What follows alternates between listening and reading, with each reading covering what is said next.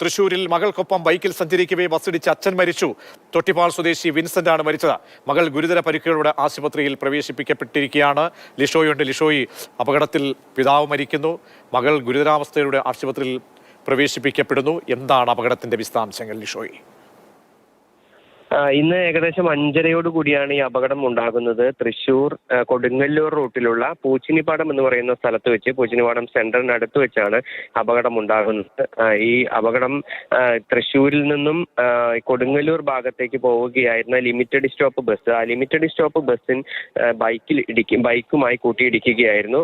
Bike ഈ തൃശ്ശൂർ ഭാഗത്തേക്ക്, പൂച്ചിനിപ്പാടം സെന്ററിൽ നിന്നും തൃശ്ശൂർ ഭാഗത്തേക്ക് വരികയായിരുന്നു. അച്ഛനും മകളും.